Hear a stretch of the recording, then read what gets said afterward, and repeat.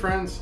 My name is Adam Copeland, and I'm the owner of Copeland Heritage Home Services. And before you ask, yes, I understand. I understood pretty quickly on that was a stupid name, and so we are in the middle of rebranding. And as soon as that happens, I'll let you guys know. But we are going to become CH Builders. A lot easier to say, a lot easier to handle.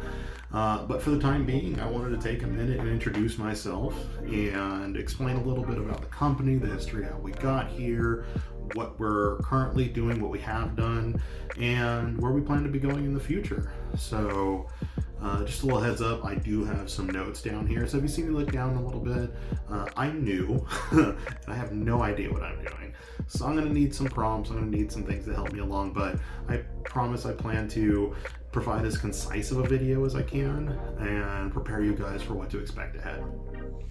So, a little bit of history about me. So, I was born and raised here in Arizona. I spent 10 years in the Army, and then immediately getting out of the Army, I decided that I wanted to go back to college and I wanted to work towards becoming a doctor in the medical field. And while I was doing that, I realized I hated it. And I wish I had a better story for you, but that's the truth. I ended up going back into construction as what I thought was going to be a little side quest while I figure out what I wanted to do. But the reality was construction just seems to be where I was meant to be in my life.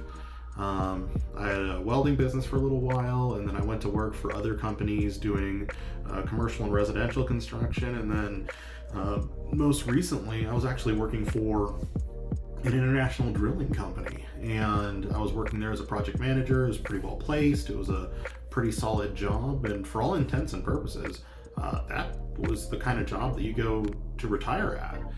And but unfortunately, it just wasn't a good fit because I wasn't really being a good employee. And I should unpack that a little bit, because it wasn't like I was doing bad things. I was actually kind of killing it.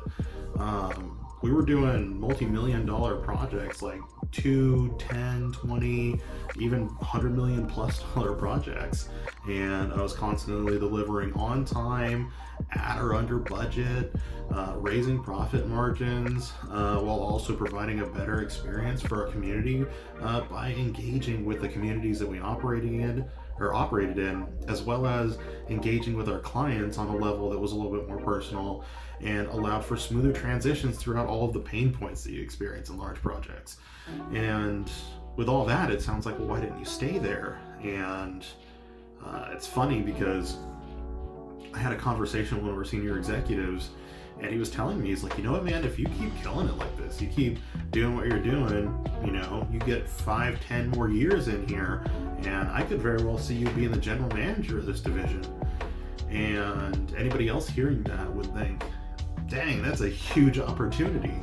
But I just found myself looking at it like, oh my God, I'm gonna be here for 5 to 10 more years doing the same thing over and over again. And I just hated it. I dreaded it. And ever since then, that was kind of the point that let me know that it was time to quit. It was time to move on and do something else. Not because I wasn't providing for them what they needed, but because I wasn't excited to be there.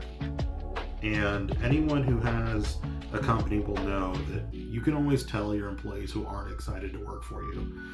And even if they do good work, it still manifests in ways that just is just a detriment to the company. So I decided to remove myself from the equation and go on ahead and start my own company. And so in the beginning, what that looked like was we tapped back into my roots in welding, we tapped back into my roots in construction, and I ended up having industrial plant management and welding projects going side by side with kitchen remodels and all kinds of other fun stuff there in the beginning. At the same time, I was also figuring out what it actually means to be a contractor. And so one of the things that I realized was that I was kind of operating on a, let's call it less than legal status, because I thought, as long as I was doing certain things a certain way, it would be all right. But when I really looked into it, it turned out I was contracting it. So I needed a contractor's license.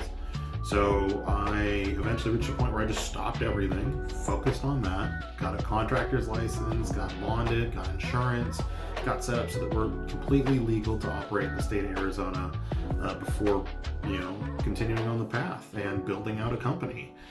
And that led to the creation of this company name. One of the funny things is I actually passed the contractor's license exam much earlier than I anticipated. So when they asked me for a name to tie that license to, I just threw this name out there and, well, Bob's your uncle, here we are. So that brings us to more recently what we've been doing.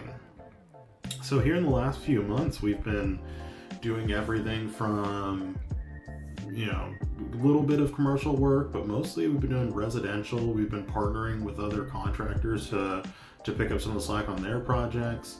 And we also started hiring.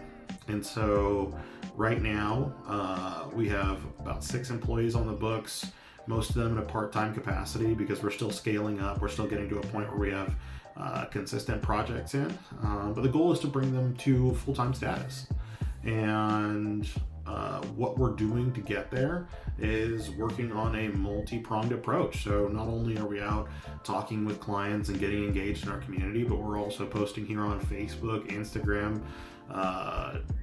all the social medias, and getting engaged with Google and SEO. Because at this point in our journey, the biggest thing we need is just at-bats. We need to meet with people, tell them our story, let them know that we exist, let them know that we can help them, and see how we can be a good intersection of value to them. And so